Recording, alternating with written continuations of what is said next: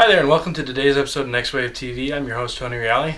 Today I'm going to be showing you my DSLR rig and the gear that I use for shooting my DSLR. I use the Canon 5D Mark II, but everything will be applicable if you're shooting with a 7D, a 1D Mark IV, the new 550D, or even Nikon camera gear for that matter. So let me go ahead and get started.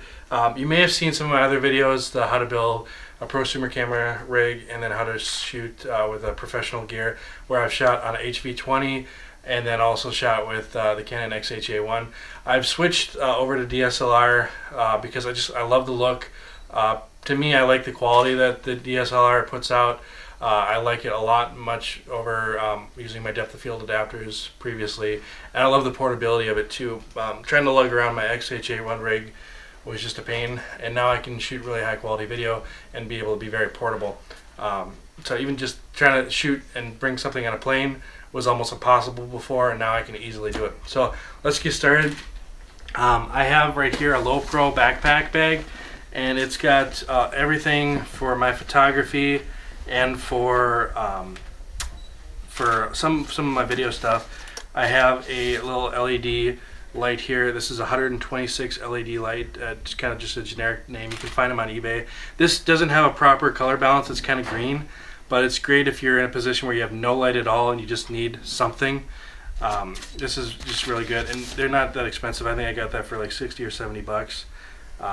When the some comparable models are like over 200.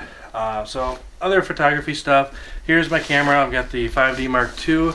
And then before I finish, I've also got my LCD viewfinder, which just pops on the back magnetically, and it's great for using for getting focus. Just trying to get a good even stability where you can put it up to your eye and you get stable. The only thing is this doesn't have a diopter. If you need a model with a diopter, then you should probably look at the Zacuto Z-Finder. It's more expensive, but it does have a diopter, so if you have poor eyesight, you can fine tune it for whatever your eyes are like. Then we'll go over here. This is the shoulder rig that I had for my XH-A1, which is modified out for my DSLR. This is using Red Rock M2 components, or Red Rock micro components, and I've modified it a little bit. It's got the rail system right here, which is the central base, and then it has the micro riser support, which goes over to some 9mm rods, which have my matte box, my follow focus, and then my mount here. And this is using a Red Rock micro mount, and then I have modified out and drilled into a standard Manfrotto plate and made it, just drilled it out a little bit, probably like a centimeter on either side, so that the mount would fit into the micro mount, and then drilled it in solid, used a couple riser plates so it fit. And then on the bottom I'm using another generic mount that's going into a bread plate, Red Rock micro bread plate, which is then mounted to a actual tripod plate from this, and I'll show you why this is important in a little bit. But for right now, I'm going to just take the camera and just slide it in here and then just tighten it down like that. And then I'm not going to do too much right now, but I would tighten down, make sure the follow focus is tightened up. And then I can take the LCD viewfinder, put it over to the side here, and now I would take off this, obviously. No shooting, but now I've got my shoulder rig here for doing work, and my follow focus, and I can adjust it. And now I've got lots of stability. It's a solid rig, and I can do it. And I also got the follow focus here, so if I needed the to throw a whip, or if I needed another person to be controlling the focus while I'm just controlling the camera, I've got this, and it's great for handheld.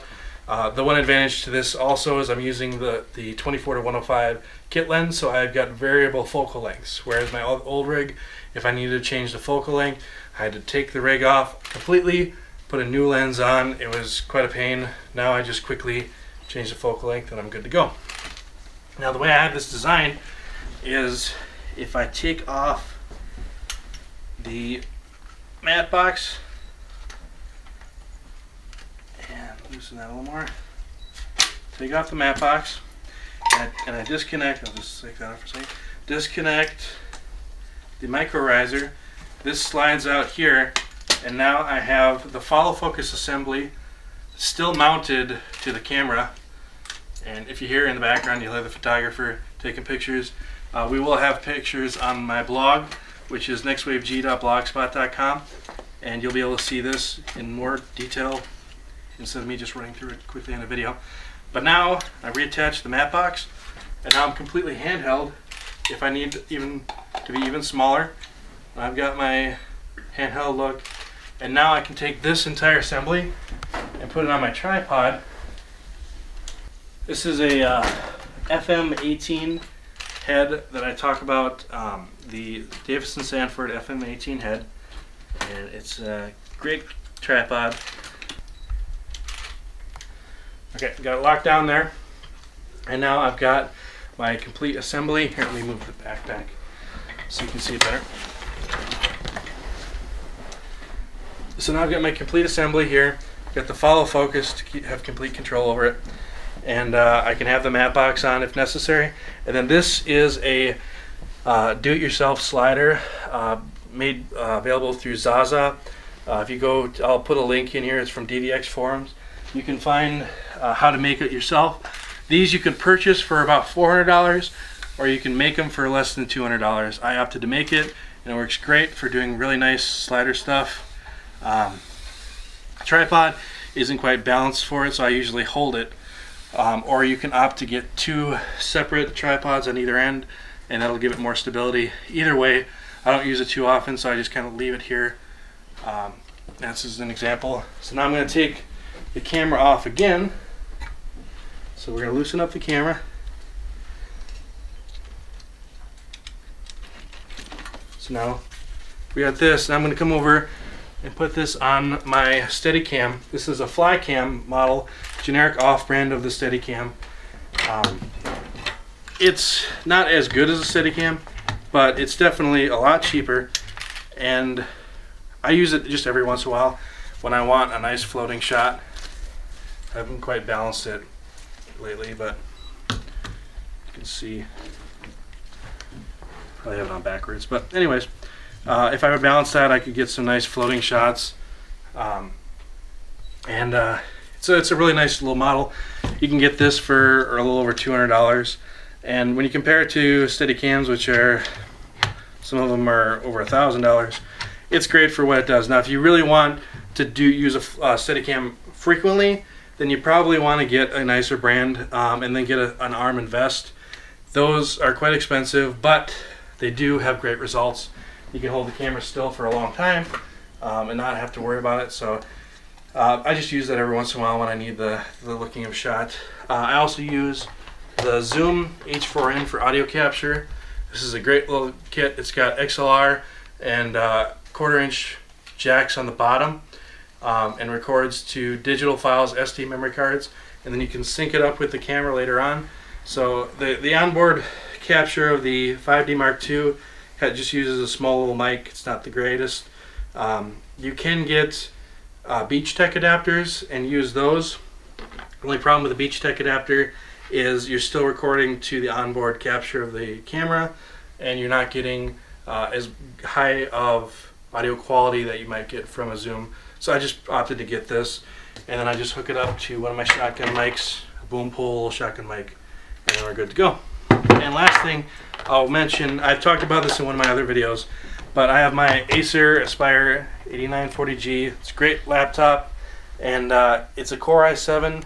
It edits the footage really well, and what I also use it for is as a monitor for my camera. If you want to see that video, just click on the link that I'll put up, and you can see it on YouTube and Vimeo, and find out how to use your own laptop. It's basically a free monitor. If you already have a laptop, you can quickly and easily use it as a monitor for your camera, even while your camera is in live view mode right on the camera.